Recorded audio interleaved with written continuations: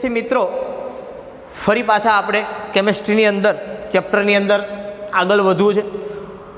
બરાબર, તમને જે કંઈ લાગુ પડે એ ગુડ મોર્નિંગ, ગુડ આફ્ટરનૂન કે ગુડ ઇવનિંગ કે અમુક નંગ છે એને ગુડ નાઇટ. બરાબર, તો આગળ ઉપર આપણે વાત કરવી છે જે આગળના લેક્ચરની અંદર જ્યાંથી આપણે અધૂરું છોડેલું હતું. બરાબર, ત્યાંથી જ આપણે ફરી પાછું શરૂ કરવું છે. ધાતુઓના પ્રાપ્તિ સ્થાનની અંદર જ આપણે વાત કરવાની છે કે આપણે આગળના લેક્ચરની અંદર કઈ કઈ બાબતોની ચર્ચા કરેલી છે એ તમને જનરલી ખ્યાલ આવવો જોઈએ કે ખબર પડવી જોઈએ. તો આગળના લેક્ચરની અંદર આપણે માહિતી મેળવી હતી કે ભાઈ ધાતુ છે એ ક્યાંથી મળે, કેવી રીતે મળે, થોડી ઘણી માહિતી આપણે જોઈ હતી. ખનિજ છે, ખનિજની વાત કરી હતી પૃથ્વીના પોપડામાંથી. બરાબર, પછી કાચી ધાતુ મતલબ કે અયસ્કની વાત કરી હતી કે ભાઈ જે ખનિજમાંથી ધાતુ મેળવી શકાય એને શું કહેવાય, એ ખનિજને કાચી ધાતુ આપણે કહીએ છીએ. બરાબર, આ બાબતની ચર્ચા છે એ આપણે આગળના લેક્ચરમાં કરી હતી. એલ્યુમિનિયમ છે એ ધાતુ તરીકે સૌથી વધુ પ્રમાણમાં પૃથ્વીના પોપડામાંથી મળે, 8.3% જેટલું. આયન છે એ પણ ખૂબ અગત્યનું છે. એમ એલ્યુમિનિયમના પછી આપણે Al2O3ના બે જેમસ્ટોન જોયેલા હતા, માણેક અને નીલમ. ત્યાર પછી આપણે વાત એ કરવાની છે કે જે ધાતુઓ છે એ ધાતુની કાચી ધાતુ કઈ છે અને જે કાચી ધાતુ છે એનું સહઘટન કેવું છે, એનું બંધારણ કેવું છે, એની આપણે વાત કરવાની છે.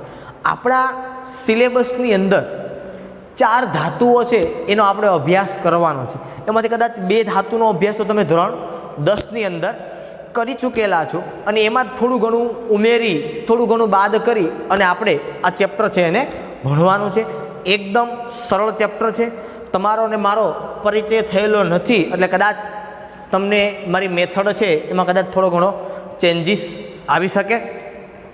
બરાબર, પણ કોઈ ચિંતાનો વિષય નહીં, ચિંતા નહીં કરતા. કાંઈ ના સમજાણું હોય તો ફરી પાછા જ્યારે આવશો ત્યારે રૂબરૂ આપણે લાઈવ છે એ તમારી સાથે કામ કરશું. બરાબર, જે કંઈ તમને નહીં ખબર પડતી હોય, નહીં સમજાતું હોય, બરાબર, એની આપણે ફરી પાછી ચર્ચા એક ક્લાસરૂમની અંદર કરશું. એટલે એ કોઈ ચિંતાનો વિષય નથી. બરાબર, ઓકે, ફરી પાછા આપણે આગળ વધવાનું છે. મજાક કરવાનો મારો સ્વભાવ છે, પણ તમે અત્યારે લાઈવ નથી સામે તો કદાચ એટલી બધી ના મજા આવે. કારણ કે કેમેરામાં તો હું એકલો બહુ મજાક પણ ના કરાવી શકું તમને, કારણ કે મારી સામે કોઈ હોવું તો જોઈએ ને. બરાબર, છતાં પણ પ્રયત્ન કરીએ. મારી તમારી પરિસ્થિતિ બંનેની એક છે. બરાબર, આપણે ફરજિયાતપણે આ કામ જ કરવાનું છે, વિકલ્પ આપણી પાસે કોઈ નથી.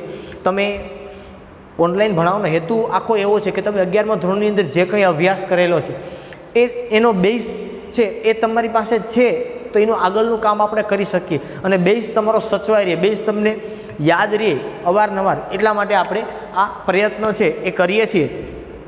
હવે ધાતુઓ છે એની માટે આપણે વાત કરતા હતા કે ભાઈ ધાતુ અને એની કાચી ધાતુ અને એનું સહઘટન એ આપણે જોવાનું છે. તો આ પ્રમાણે આપણે એ કોષ્ટક છે એનું બનાવશું. અહીંયા લખશું ધાતુ, અહીંયા લખશું એની કાચી ધાતુ અને અહીંયા લખશું એનું સહઘટન, મતલબ એનું બંધારણીય સૂત્ર. કોનું? કાચી ધાતુનું. સહઘટનનો મતલબ જ થાય કમ્પોઝિશન. હવે પ્રથમ ધાતુ માટે આપણે વાત કરી છે. પ્રથમ ધાતુ એ એલ્યુમિનિયમ છે. તો એલ્યુમિનિયમ ક્યાંથી મળે? એલ્યુમિનિયમની ખનિજ કઈ? કાચી ધાતુ. એટલે યાદ રાખજો, કાચી ધાતુ એટલે બીજું કંઈ નથી. કાચી ધાતુ એટલે ખનિજ જ છે. હમણાં જ મેં તમને વ્યાખ્યા આપી હતી. બરાબર, કે જે ખનિજમાંથી ધાતુને મેળવી શકાય તેને કાચી ધાતુ કહેવાય. તો એલ્યુમિનિયમ છે એની કાચી ધાતુ કઈ? તો કે એની 2 કાચી ધાતુઓ છે. એક બોક્સાઇટ અને બીજું કેઓલિનાઇટ. કેઓલિનાઇટ એટલે બીજું કાંઈ વાત મોટી છે નહીં. બરાબર, માટી સ્વરૂપમાં હોય. કેઓલિનાઇટ એટલે ખાસ તમે માટી કહો તો પણ ભલે અને માટીનું સ્વરૂપ કહો તો પણ ભલે. તમને કદાચ યાદ હોય તો મેં આગળના લેક્ચરમાં વાત કરી હતી. બરાબર, કે અબ્રખ અને માટી સહિતના ઘણા બધા અગ્નિકૃત ખડકોનો મુખ્ય ઘટક છે. તો આ વાત આવી કે અબ્રખ એટલે બોક્સાઇટ, માટી એટલે કેઓલિનાઇટ. વાત તો એ જ છે. ઓકે, બોક્સાઇટનું સૂત્ર કેવું હોય કે બોક્સાઇટનું સૂત્ર શું થાય? તો બુકમાં તમે જુઓ, તમને આપેલ છે AlOX OH 3 - 2x, જ્યાં એક્સ છે એની value 0 less than x less than 1. આનો મતલબ એવો થાય કે એક્સની કિંમત 0 કરતાં નાની છે અને 1 કરતાં મોટી છે.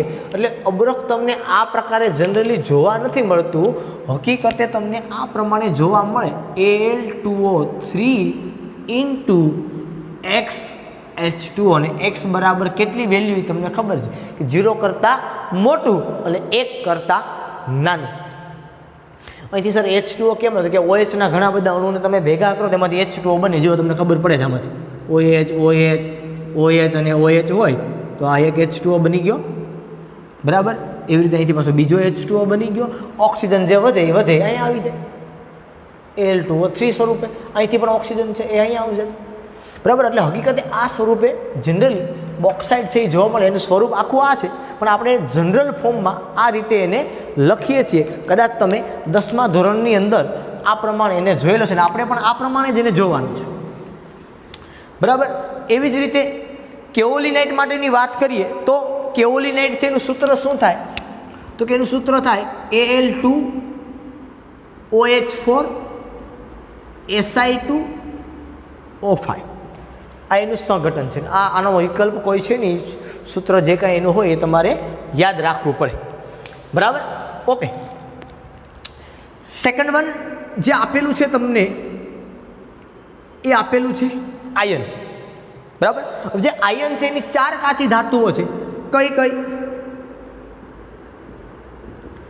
હિમેટાઇટ, મેગ્નેટાઇટ, સિડેરાઇટ અને આયન પાયરાઇટ્સ.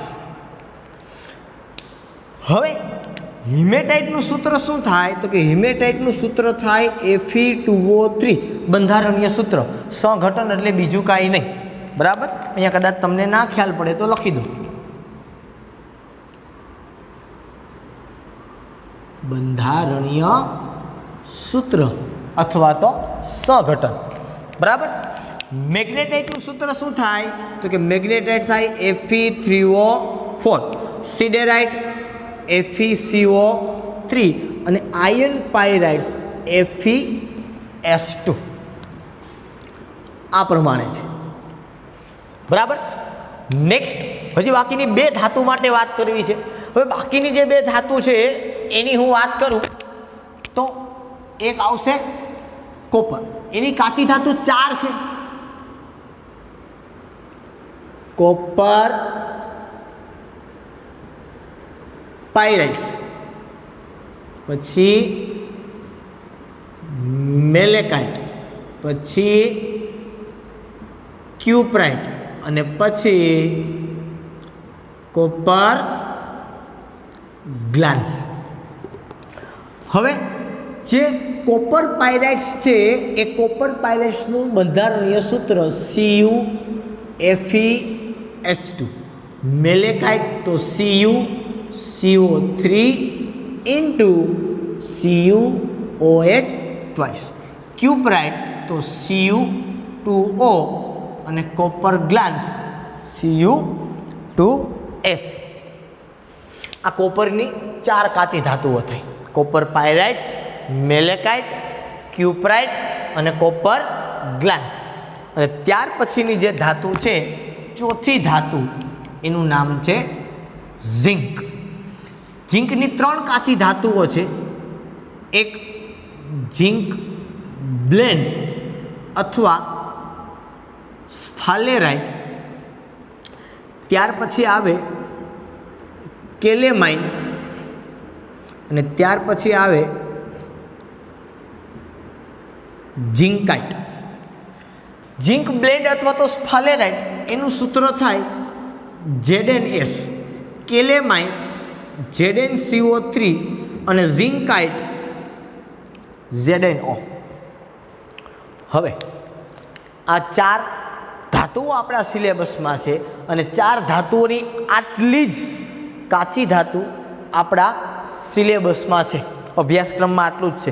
જો કાચી ધાતુ હજી આના કરતાં વધારે હોઈ શકે, યાદ રાખજો હું જે કહું છું એ શબ્દ, કાચી ધાતુ આજે આપેલી છે કે માનો કે એલ્યુમિનિયમમાં 2 આપેલી છે, કોપરમાં 4 આપેલી છે, આયર્નમાં 4 આપેલી છે, ઝીંકમાં 3 આપેલી છે, તો આના કરતાં હજી વધારે હોઈ શકે. ઝીંકની હજારે બીજી કાચી ધાતુ હોઈ શકે, કોપરની હજુ વધારે બીજી કાચી ધાતુ હોઈ શકે, આયર્નની હજુ વધી કાચી ધાતુ હોઈ શકે, એલ્યુમિનિયમની હજી વધુ કાચી ધાતુ હોઈ શકે. પણ આપણા સિલેબસમાં આ આપી છે કે આમાંથી સારા પ્રમાણમાં કદાચ મળતી હશે એટલે આ આપી છે.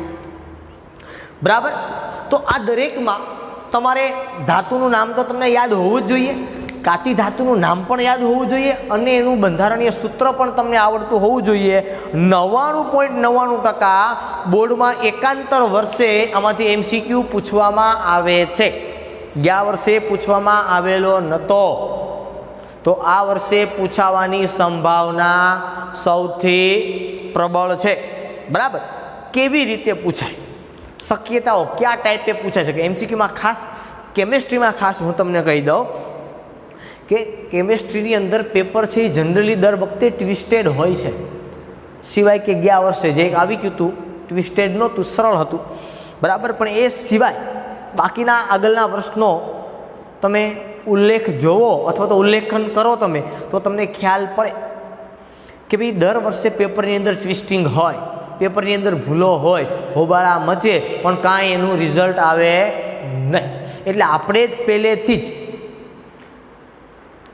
ટ્વિસ્ટિંગ પ્રશ્ન છે એને સમજવાના છે અને એને આદત પાડવાની છે કે જેથી કરીને બોર્ડની એક્ઝામની અંદર આપને એ ટ્વિસ્ટિંગ પ્રશ્ન એકદમ સરળ લાગે. બરાબર. બીજો વિકલ્પ આપણી પાસે નથી. બરાબર. તો આપણે જોવાનું એ છે કે આ ધાતુમાંથી કયા પ્રકારે, કાચી ધાતુમાંથી કે સંઘટનમાંથી કયા પ્રમાણે MCQ પૂછાઈ શકે. પહેલો તો એકદમ સરળ વાત કરું કે એલ્યુમિનિયમની કાચી ધાતુ નીચેનામાંથી કોણ છે. કોઈ પણ 4 ઓપ્શન આપ્યા હોય એ તમને ખ્યાલ પડે.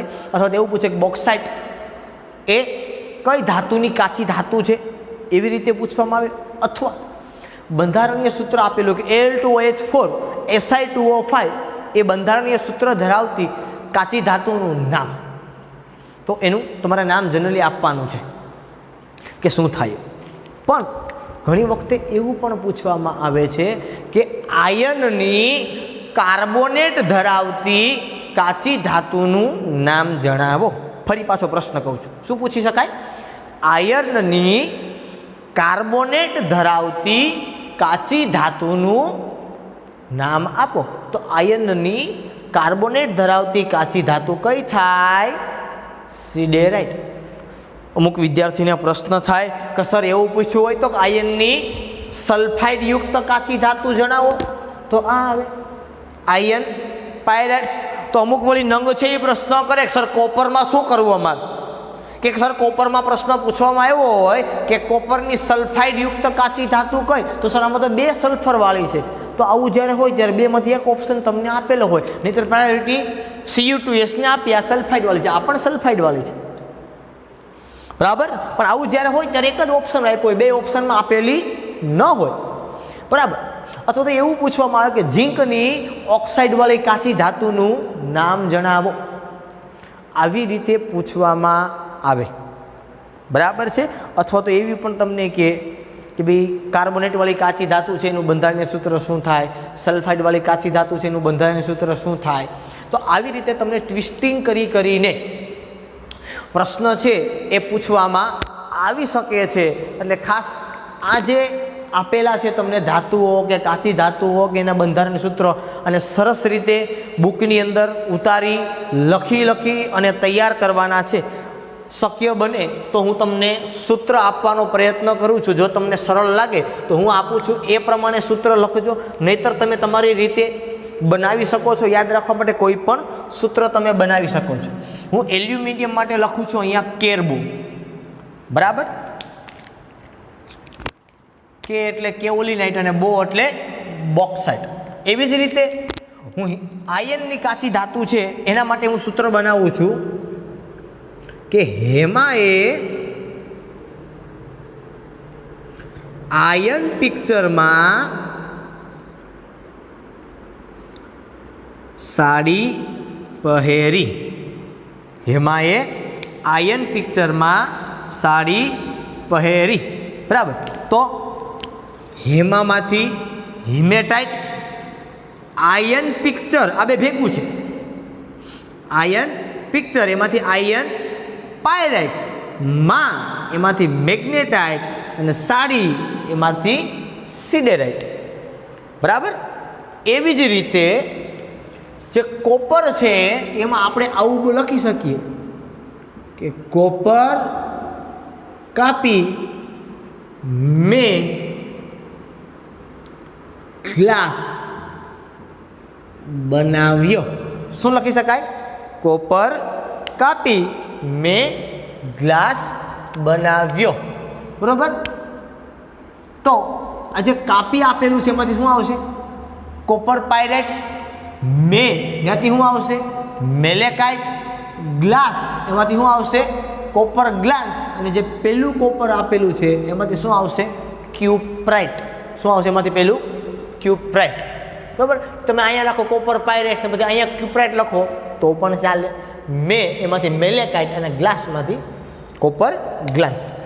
ઝિંકાઇટ જે આપેલું છે એ ઝિંકાઇટની અંદર એકદમ સરળ છે. જી, બરાબર છે. તો આ પ્રમાણે મેં સૂત્ર બનાવેલા છે. જીકોજીમાં પેલું ઝિંકાઇટ, બરાબર. ત્યાર પછી કેલેમાઇન અને પાછું ઝિંકાઇટ, બરાબર. ઝિંક બ્લેન્ડ તમે કોઈ પણ લખી શકો ત્યાં. તો આ પ્રમાણે મેં મારા અનુસંધાને બનાવેલું છે આવી રીતે. જો તમને કોઈ બીજી મેથડ ફાવતી હોય કે બીજી કોઈ રીતે યાદ રહેતું હોય તો તમે રાખી શકો, એમાં કંઈ ખોટું નથી. તમારી અનુકૂળતાને આધારે તમને જે પ્રમાણે કામ કરવાની મજા આવે એ પ્રમાણે તમે આને યાદ રાખી શકો. આ વાત થઈ આપણે જે તમારી કાચી ધાતુઓ હતી એ કાચી ધાતુઓનું આપણે લિસ્ટ બનાવ્યું. આટલી ધાતુઓ તમારે અભ્યાસમાં છે, આનાથી વધારે નથી. અને આમાંથી તમને ખબર છે એ પ્રમાણે કે તમે એલ્યુમિનિયમ અને આયન ધોરણ 10ની અંદર ભણી ગયા. એલ્યુમિનિયમમાં યાદ કરો હોલ હેરાઉલ્ડ પદ્ધતિ, બેર પદ્ધતિ, આ બંને એલ્યુમિનિયમની અંદર આવતી. અને આયન વાત ભઠ્ઠી, આ બંને તમે ધોરણ 10ની અંદર ભણી ગયા છો. અને ધોરણ 10ની અંદર તમે જે કંઈ અભ્યાસ કરેલો છે એ જ પદ્ધતિનો આપણે અહીંયા વાત કરવાની છે. બીજું કંઈ નવું આપણે અહીંયા જોવાનું નથી. તો આ વસ્તુ કે આ મુદ્દાઓને આધારે આપણે આગળ વધવું છે. હજુ આપણે ધાતુના પ્રાપ્તિ સ્થાનની અંદર જ છીએ, મતલબ હજુ પ્રસ્તાવના જેવી જ વાત છે. આ વસ્તુ તમે તમારી રીતે લખી લેજો, બોર્ડમાંથી વિડીયો પોઝ કરી. આગળ વધવું છે આપણે હજી, બરાબર. ટોપિક આપણે અહીંયા પૂરો કરી દઈએ આ લેક્ચરની અંદર.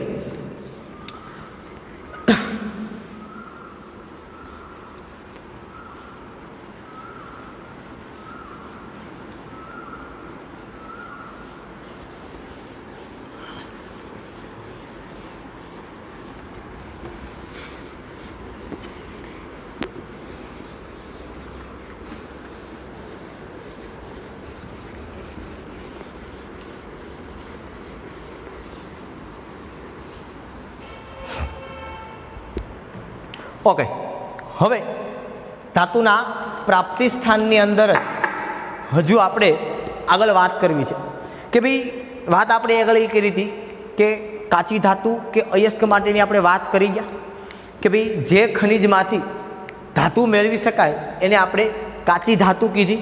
કાચી ધાતુનું લિસ્ટ પણ આપણે જોયું કે જેનો આપણે અભ્યાસ સિલેબસમાં આવે છે, આપણે અભ્યાસ એના માટેની વાત કરી. હવે કાચી ધાતુમાંથી ધાતુ કઈ રીતે મેળવાય, શું વાત કરવી છે આપણે? કાચી ધાતુમાંથી ધાતુ છે એ કઈ રીતે મેળવવામાં આવે. મુદ્દાની અંદરની વાત કરું છું સામાન્ય, કે જેની ચર્ચા આપણે કરવી છે કે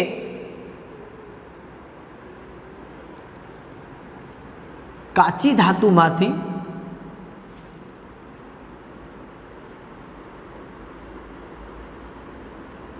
ધાતુ આપણે મેળવવી છે.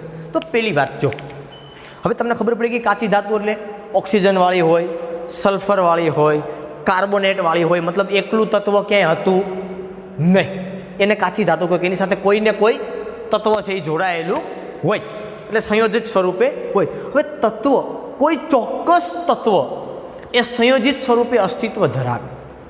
હવે આ સંયોજિત સ્વરૂપે જે અસ્તિત્વ ધરાવે છે એમાંથી એની સાથે જે ધાતુ સાથે જે કોઈ તત્વએ સંયોજન બનાવ્યું છે એ તત્વને આપણે દૂર કરશું તો જ તમને શું મળશે?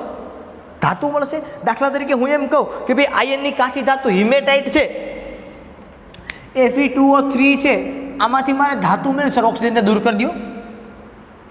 બરાબર કે ભાઈ મારી પાસે કોપર ગ્લાસ છે Cu2S, સર સલ્ફરને દૂર કરી દો. પણ આમ ન કરી શકાય, સીધું સરળ નથી. આપણે જેટલું ધારીએ છીએ, જેટલી વાત કરી શકીએ એટલી સરળતાથી આને દૂર કરી શકાય નહીં. સપોઝ હું તમને અહીંથી જ વાત કરું કે ભાઈ આપણે અહીંયા આને ઓક્સિજનને દૂર કરવો છે, તો હવે તમે બધા જુઓ, તમને બધાને ખ્યાલ છે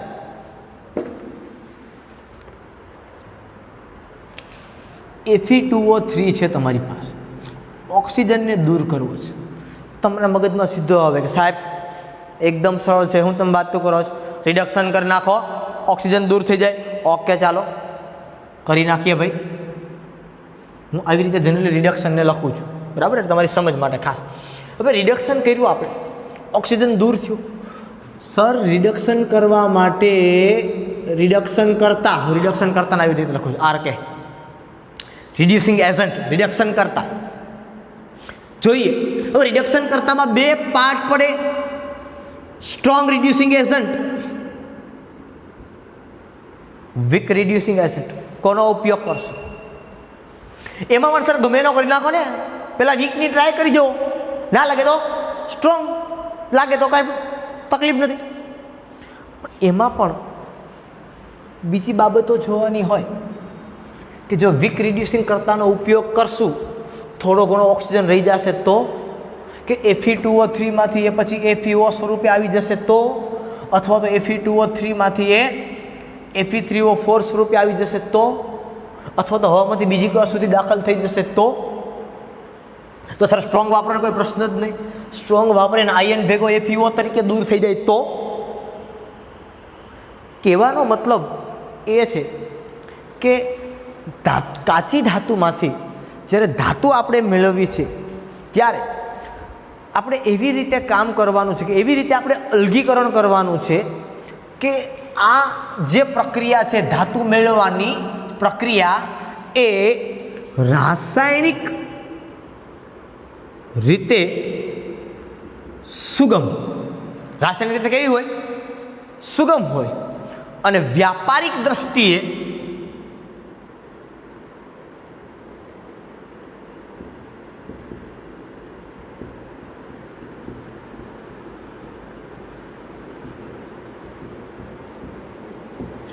ટકી રહે. રાસાયણિક દ્રષ્ટિએ સુગમ એટલે તો કે રાસાયણિક પ્રક્રિયા માટે તો રાસાયણિક પ્રક્રિયા સરળતાથી થવી જોઈએ.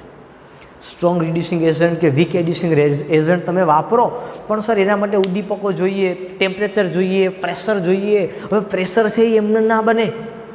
તમે કોઈ પણ પ્રક્રિયા માટે સિમ્પલ લખી નાખતા હોય કે આમ ત્યાં કરો, એટલું પ્રેશર આપી દો. હવે પ્રેશર આપવું એ એકદમ સરળ નથી કે વેફર લઈને જઈને ખાઈ લેવી. એ પ્રેશર આપવું સરળ નથી. ખબરમાં જે લાગે એ પ્રેશર એટલું સરળ નથી. અને જેટલું બહુ અઘરી વસ્તુ છે પ્રેશર. ઇન્ડસ્ટ્રીની અંદર જ્યારે કોઈ પણ રિએક્શન થતી હોય અને એને જ્યારે પ્રેશર આપવાની વાત આવે ત્યારે એને પાણીની વરાળ બનાવવી પડે. શું બનાવવી પડે? પાણીની વરાળ બનાવવી પડે. હવે એ પાણીની વરાળ બનાવવા માટે તમારે પહેલાં તો બોઇલર જોઈએ, બરાબર. એ બોઇલરને સળગાવવા માટે ગેસની બોટલના જે કંઈ વસ્તુ હોય વ્યવસ્થા કરવી પડે. ડિસ્ટિલ વોટર જોઈએ. ડિસ્ટિલ વોટર માટે તમારે આરો પ્લાન્ટ જોઈએ. આરો પ્લાન્ટ સંભાળી શકે એવો વ્યક્તિ જોઈએ. બોઇલર સંભાળી શકે એવો વ્યક્તિ જોઈએ. પ્રેશર મેન્ટેન થવું જોઈએ. આ બધી વસ્તુ કરવા પાછળ ઘણો બધો ખર્ચ થાય. તો પ્રેશર વધારવું છે એ કોઈ સરળ બાબત નથી, બરાબર. તો એ એમને મેન્ટેન ન થાય એના માટે ઘણી બધી પ્રક્રિયાઓ કરવી પડે, ઘણી બધી પરિસ્થિતિઓ છે એમાં જોવું પડે આપણે, ત્યારે પ્રેશર તમે આપી શકો. તો રાસાયણિક રીતે પ્રક્રિયા સુગમ હોવી જોઈએ, મતલબ સરળ હોવી જોઈએ, અને વ્યાપારિક દ્રષ્ટિએ ટકી રહે એવી હોવી જોઈએ. કે વ્યાપારિક ધોરણે કે જ્યારે એનું વેચાણ કરવામાં આવે, માર્કેટમાં જ્યારે એને મૂકવામાં આવે ત્યારે એને કંઈક કિંમત થવી જોઈએ, ઉપયોગ સારી જગ્યાઓ પર થવો જોઈએ. હજી એક બાબત અગત્યની છે, પર્યાવરણની દ્રષ્ટિએ પ્રદૂષણ ના થવું જોઈએ. પણ તમે સલ્ફરવાળી કાચી ધાતુ લીધી અને તમે એને હીટ કરો, દાખલા તરીકે તમે એમ કહો કે સર આપણી પાસે કોઈ પણ સલ્ફરવાળી કાચી ધાતુ છે, દાખલા તરીકે તમારી પાસે Cu2S છે, કે સર ઓવાની આજુબાજુ ગરમ કરી નાખો તો સીધું Cu2O બની જાય અને SO2 બની જાય, રિએક્શન આપણે સંતુલિત કરશું પછી, બરાબર. તો જો આ વસ્તુ તમારે કરવાની થતી હોય, આ વસ્તુ તમારે કરવાની થતી હોય, મને અહીંયા તમે 2 મૂકી દો, રિએક્શન સંતુલિત કરો, અહીંયા તમે 2 મૂકી દો, ઓક્સિજન 2 ને 2 4 થયા, અહીંયા 2 છે, બરાબર. સલ્ફર 2 થઈ ગયા, એટલે તમારે કેટલા મૂકી દેવા પડે? 2 2 2 4 ને 2 6, અહીંયા મૂકી દો 3. તો રિએક્શન સંતુલિત કરવી એ વસ્તુ સામાન્ય છે, તમને બધાને હવે આવડતી હશે. તમને એમ થાય કે સાહેબ નથી આવડતી એટલા માટે મેં સંતુલિત કરી દીધી. ઓકે, તો હવે અહીંથી જે SO2 વાયુ જશે ભાઈ, આ પ્રદૂષણ કરશે વાતાવરણમાં. શું કરશે? એવી જ રીતે માનો કે ભાઈ સિડેરાઇટ નામની કાચી ધાતુ છે, FeCO3, માત્ર ને માત્ર હીટ આપો, શું થાય? FeO + CO2 વાતાવરણમાં પ્રદૂષણ કરશે. તો એવી રીતે ના ભાઈ થાય તો કરવા પણ દેવું પડે. તો એવી રાસાયણિક રીતે સુગમ હોવું જોઈએ. પર્યાવરણનું ધ્યાન રાખવાનું છે કે મેક્સિમમ પ્રદૂષણ કે મિનિમમ પ્રદૂષણ થાય એવો પ્રયત્ન કરવાનો છે. પ્રદૂષણ થવું જોઈએ નહીં, બરાબર. એ પ્રમાણે રાસાયણિક પ્રક્રિયાને તમારે આગળ વધારવાની છે. એટલે શબ્દ એટલા માટે વાપર્યો કે રાસાયણિક રીતે સુગમ હોવું જોઈએ અને વ્યાપારિક દ્રષ્ટિએ ટકી રહેવું જોઈએ અને પર્યાવરણીય મિત્ર હોવું જોઈએ, કે પર્યાવરણમાં એ પ્રદૂષણ ફેલાવવું જોઈએ નહીં. હવે તો સર કાચી ધાતુઓ કેવી પસંદ કરવી? તો જનરલી મેં તમને કીધું કે આ બધાનું ભેગું કરવામાં આવે. જનરલી એલ્યુમિનિયમની અંદર બોક્સાઇટ વાપરવામાં આવે, ઓક્સાઇડવાળી ખનિજ છે ને, સીધું રિડક્શન થઈ જાય. આ વસ્તુ તો સરળ છે, મેં તમને ખાલી અઘરું બનાવડાવ્યું, બાકી બધા કરતાં સરળ ને. સર CO3 હોય તો CO2 વાતાવરણમાં હજી FeO આવ્યું, હજી આનું રિડક્શન કરશું આપણે, બરાબર. એ બધાની સાપેક્ષે આ સરળ છે કે જનરલી ઓક્સાઇડવાળી ખનિજ છે એનો ઉપયોગ કરવામાં આવે. દાખલા તરીકે એલ્યુમિનિયમ છે, તમે ઓક્સાઇડવાળી ખનિજ કઈ હમણાં આપણે વાત કરી બોક્સાઇટ, તો એનો ઉપયોગ કરવાનો. સેકન્ડ થિંગ, આયન માટે વાત કરો, હેમેટાઇટનો ઉપયોગ કરવાનો, ઓક્સાઇડવાળી ખનિજ છે. કોપરમાં ઓક્સાઇડવાળો ઉપયોગ કરી શકાતો નથી કારણ કે બીજા પરિબળો નડે છે. સેમ ઝીંકમાં ઓક્સાઇડવાળી ખનિજ છે એનો ઉપયોગ કરી શકાતો નથી, એમાં પણ અમુક બીજા પરિબળો છે અસર કરે છે, બરાબર છે. તો આ બધી બાબતો છે એનો સમન્વય કરી અને આ કાર્ય આપણે કરવાનું છે કે ધાતુ આપણે મેળવવાની છે. શું મેળવવાની છે? આપણે ધાતુ મેળવવાની છે. હવે જો એક વસ્તુ કે જ્યારે આપણે હવે કાચી ધાતુમાંથી ધાતુ માટેની વાત કરી લીધી, બરાબર, તો આખી ધાતુ મેળવવાની જે પદ્ધતિ છે ને, આને ધાતુ કર્મ વિધિ બોલાય. શું બોલાય? લગ્ન વિધિ આવે ને, એમાં અહીંયા કઈ વિધિ આવે? ધાતુ કર્મ વિધિ. હવે ધાતુ કર્મ વિધિ કોને કહેવાય? જો વ્યાખ્યા આપીએ તો આપણે કહી શકીએ કે ભાઈ કાચી ધાતુમાંથી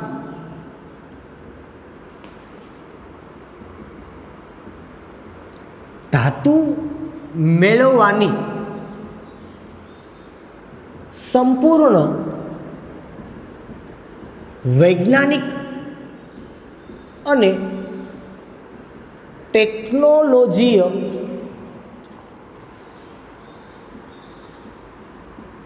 પ્રક્રમને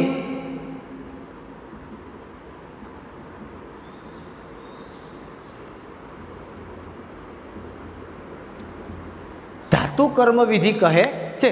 ધાતુ કર્મ વિધિ એટલે બીજું કંઈ નહીં, ધાતુ મેળવવા માટે કરવી પડતી ક્રિયા. વિધિ એટલે પ્રોસેસ, કર્મ એટલે કાર્ય, વર્ક. ધાતુ એટલે મેટલ, બરાબર. મેટલર્જી થઈ ગયા, આખી આ વાત મેટલર્જી કહેવાય, બરાબર. ધાતુ કર્મ વિધિ એટલે આગળ તમે વાત કરી હતી, સ્ટેપ બાય સ્ટેપ ચાલવાનું છે. જે ખનિજમાંથી ધાતુ મેળવી શકાય એને કાચી ધાતુ કહેવાય. જે કાચી ધાતુમાંથી ધાતુ મેળવવાની જે વૈજ્ઞાનિક અને ટેકનોલોજીય પદ્ધતિ છે, બરાબર, એને શું કહેવાય?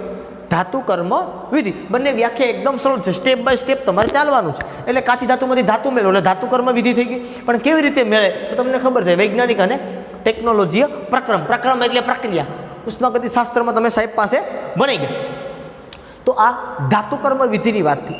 એ ઉપરાંત ચલો કે પૃથ્વીના પેટાળમાંથી આપણે કોઈ જગ્યાએ ખનન થયું, મતલબ ખાણકામ થયું, કાચી ધાતુ મળી. દાખલા તરીકે માનો કે મને ક્યાંકથી બોક્સાઇટ મળ્યો, તો શું સીધો બોક્સાઇટ જ હશે? બીજું કાંઈ નહીં હોય ને શું? તો કે માટી, રેતી, કોઈ અનિચ્છનીય પદાર્થો. કેવા પદાર્થો? અનિચ્છનીય, કે જેને આપણે ઈચ્છતા નથી એ ભેગા આવે, બરાબર. તો એ સાથે ભેગા હોય તો એવા જે પદાર્થો હોય એને આપણે જનરલી ગેંગ કહીએ છીએ. શું કહેવાય એને? Generally gang. ગેંગ એટલે શું લખવું હોય તો શું લખાય કે ભાઈ કાચી ધાતુ સાથે જોડાયેલા અનિચ્છનીય પદાર્થને ગેંગ. ગેંગ એટલે બીજું કાંઈ નથી, અશુદ્ધિ કહે છે. બરાબર કે ભાઈ કાચી ધાતુ તમે જ્યારથી બહાર કાઢો તો એની યાર ભેગું માટી, રેતી, આવા કોઈ અનિચ્છનીય પદાર્થો છે એ જોડાયેલો, જેને આપણે જનરલી શું કહેવાનું છે? ગેંગ. બરાબર, ગેંગ તરીકે એને ઓળખવામાં આવે. 2-3 શબ્દોનો ખાસ અયસ્ક અથવા તો કાચી ધાતુ, ગેંગ, આ શબ્દો છે એનો જનરલી તમારે અવારનવાર ઉપયોગ કરવાનો છે. વાક્ય રચના તમારી ટેક્સ્ટ બુક કરતાં થોડી ઘણી જુદી હશે, બરાબર છે, પણ મતલબ એનો એક જ થાય. માનો બુકમાં તમને એવું આપ્યું હોય કે અયસ્કમાંથી ધાતુ મેળવવા માટેના સંપૂર્ણ પ્રક્રમને એક જે કંઈ આપ્યું હોય છે, બરાબર છે, એ તમે કાચી ધાતુ લખો કે અયસ્ક, બધી વસ્તુ તો એક જ થાય, પણ તમને ખ્યાલ હોવો જોઈએ કે અયસ્ક અને કાચી ધાતુ એ બંને સમાન થાય. ઓકે, હવે બીજી વાત કે સર આપણે જે ધાતુ મેળવવાની વાત કરતા હતા, બરાબર, તો એમાં આપણે શું કરવું પડે, કેવી રીતે કામ થઈ શકે? તો ભાઈ 3 તબક્કા આવે ધાતુ મેળવવા માટે.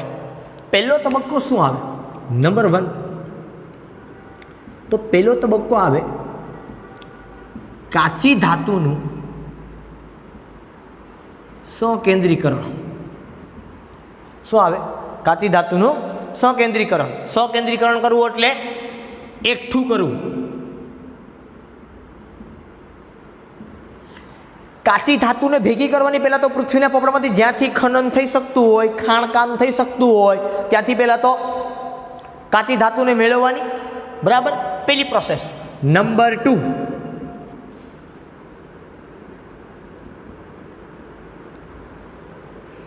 સંકેન્દ્રિત કાચી ધાતુમાંથી ધાતુ મેળવવી. એકઠી કરેલી જે કાચી ધાતુ હતી એમાંથી શું કરવાનું છે? ધાતુ મેળવવાની છે. અને ત્યાર પછીનો જે ત્રીજો તબક્કો આવે, એ ત્રીજો તબક્કો શું કહે? તો કે ત્રીજો તબક્કો એવું કે ધાતુનું શુદ્ધિકરણ. ત્રીજો તબક્કો શું કહે છે આપણે? ધાતુનું શુદ્ધિકરણ. કે ભાઈ સકેન્દ્રિત કાચી ધાતુમાંથી જે આપણે ધાતુ મેળવી એ 100% શુદ્ધ હશે નહીં. એટલા માટે જ આપણે ત્રીજો તબક્કામાં જવું પડે. કયા તબક્કામાં? ધાતુના શુદ્ધિકરણની અંદર આપણે આગળ વધવું પડે. ઓકે, 3 તબક્કા કરવાના છે. પહેલો તબક્કો જોયો, કોઈ પણ ધાતુ તમારે જોઈતી હોય તો શું કરવાનું છે ખ્યાલ પીડ્યો. હવે સૌ પ્રથમ પૃથ્વીના પોપડામાંથી ખનિજ છે ગોતવાની, ક્યાં ખનિજ મળી આવે એમ છે. ખનિજ છે એ કેવી હોવી જોઈએ? તો કે એનું ખનન થઈ શકતું હોવું જોઈએ, ખાણકામ થઈ શકતું હોવું જોઈએ, મતલબ કંઈક અમુક પ્રમાણમાં મળવી જોઈએ કે જેમાંથી કામ આપી શકે. ત્યાર પછીનો મુદ્દો શું કરવાનો છે? તો કે જે કાચી ધાતુ આપને મળી એમાંથી માટી ને રેતી ને એવી ગેંગ છે એને દૂર કરવાની, અશુદ્ધિને દૂર કરવાની, અને એ કાચી ધાતુ છે એને સંકેન્દ્રિત કરવાની, મતલબ એકઠી કરવાની, એટલે ભેગી કરવાની.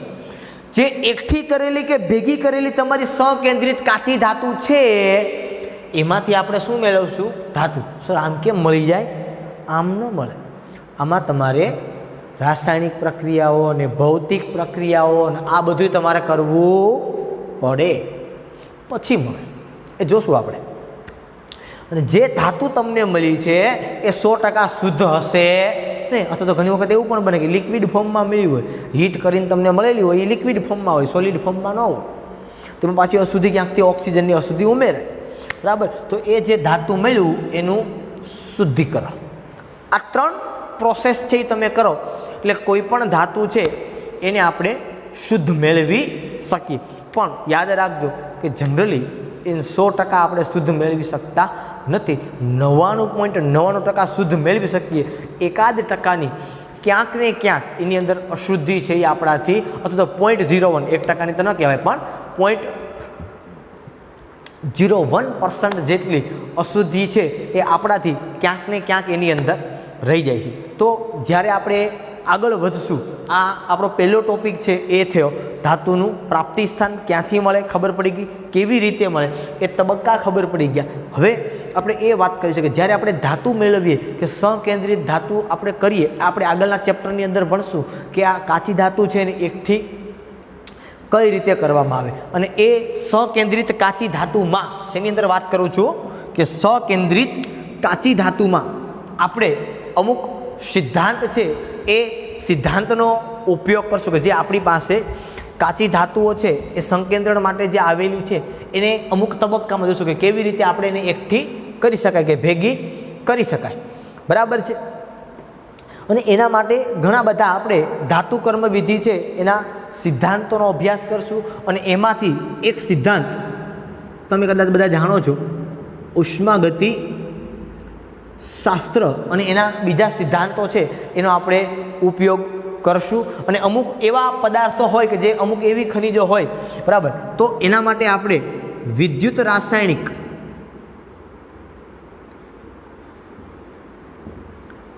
સિદ્ધાંત છે એનો પણ આપણે ઉપયોગ કરશું. તમને સમય આવશે એટલે ખબર પડશે. કદાચ મેં તમને હમણાં કીધું વિદ્યુત રાસાયણિક સિદ્ધાંત ક્યાં આવે, તો કે ભાઈ તમે રિડક્શન કરો છો તો આ સિદ્ધાંતની જે વાત આવે એ વિદ્યુત રાસાયણિક સિદ્ધાંત થયો તમારો. કે તમે ધાતુનું શુદ્ધિકરણ કરશો તો છેલ્લો તબક્કો એક જ આવે. કોઈ પણ ધાતુ શુદ્ધ ન થતી હોય કોઈ રીતે, એક તબક્કો તમારે છેલ્લો એની અંદર કરવાનો આવે, તમે જે કરતા એ વિદ્યુત વિભાજન. છેલ્લો તબક્કો એવો છે, બરાબર, કોઈ પણ ધાતુમાં કંઈ પણ પ્રશ્ન હોય એનું વિદ્યુત વિભાજન કરો, ઓટોમેટિક એ એનોડ કે કેથોડ ઉપર જમા થાય. કેથોડ ઉપર જમા થાય, એનોડ ઉપર ધાતુ જમા થાય. બરાબર. વિદ્યુત વિભાજન એટલે કેથોડ ઉપર ઋણ વીજભાર હોય, ધાતુ પાસે પોઝિટિવ એટલે હંમેશા કેથોડ ઉપર જમા થાય. વિદ્યુત વિભાજન કરો, છેલ્લો રસ્તો આ છે. તો એ વિદ્યુત રાસાયણિક સિદ્ધાંત થયો. વિદ્યુત વિભાજન કર્યું એ કયો સિદ્ધાંત થયો તમારી પાસે? વિદ્યુત રાસાયણિક સિદ્ધાંત થયો. ઉષ્માગતિ શાસ્ત્રનો સિદ્ધાંત કયો આપણે વાપરશું? તો કે ભાઈ આપણે ડેલ્ટા જીની કિંમતો વાપરશું.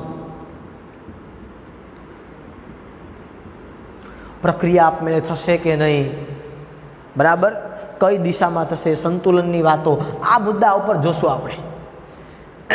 વિદ્યુત રાસાયણિક ઉષ્માગતિ શાસ્ત્ર બેયનો સિદ્ધાંત પણ ભેગા કરશું. તમે કદાચ આ સૂત્ર ભણી ગયા, delta G0 = NF E0 cell. બરાબર. આ સૂત્રનો પણ આપણે ઉપયોગ કરશું. મતલબ આ બધું ભેગું આવશે આની અંદર, પણ એટલું બધું અઘરું પણ છે નહીં. પ્રોસેસ કરવાની અંદર એકદમ સરળ છે અને તમે આ બધું જાણો છો એટલે કંઈ મોટો ચિંતાનો વિષય કે એવું કંઈ આપણી પાસે જનરલી કંઈ જોવા મળશે નહીં.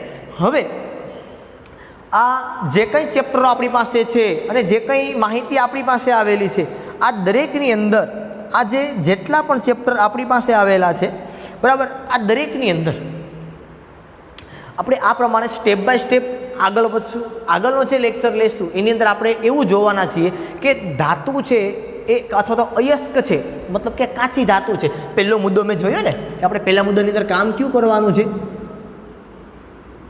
કાચી ધાતુનું સકેન્દ્રીકરણ કરવાનું છે. કે આપણે કાચી ધાતુ છે એ કઈ રીતે મેળવી શકાય, કઈ પ્રોસેસથી આપને મળે, એ વસ્તુ છે એ આપણે જનરલી આ ચેપ્ટરની અંદર જોશું કે જ્યારે આપણે આગળ વધશું ત્યારે.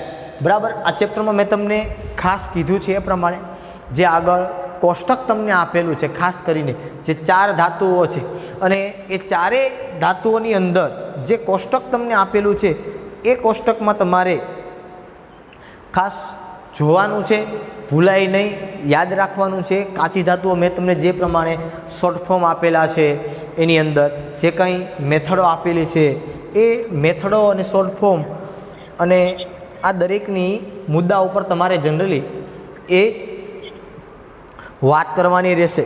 બરાબર છે. તો આ જે કંઈ ચેપ્ટર છે એની અંદર બીજું શું આવશે? કદાચ આપને એવો પ્રશ્ન થાય, બરાબર, કે ભાઈ સર આ ચેપ્ટર છે એમાં બીજી કંઈ માહિતી કે જે જનરલી તમે કદાચ જોઈ ગયા હોય એ બધાય મુદ્દાઓ જનરલી કદાચ તમને ખબર હશે. 10મા ધોરણમાં તમે ચુંબકીય અલગીકરણ ભણતા, બરાબર છે.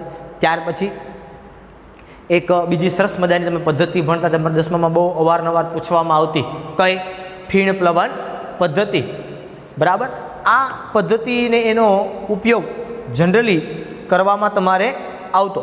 તો આ પ્રમાણે આ પ્રોસેસની અંદર પસાર થવાનું છે અને એના આધાર ઉપર આગળ ઉપર આપણે કામ કરવાનું છે. આ બધું બરાબર એકદમ સરળ ચેપ્ટર છે, કોઈ ચિંતાનો વિષય નથી. સરસ રીતે આપણે આગળ વધશું.